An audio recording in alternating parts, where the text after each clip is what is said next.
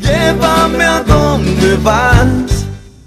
Hay dos mujeres ecuatorianas que están recorriendo el continente en busca de conocer a mujeres que son protagonistas de cambios en su comunidad. Red Guaraní habló con ellas y este es el material.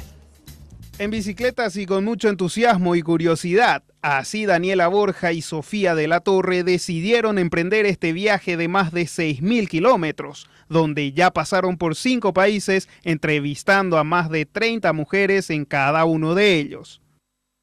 Vivencias de todo tipo, miles, me imagino.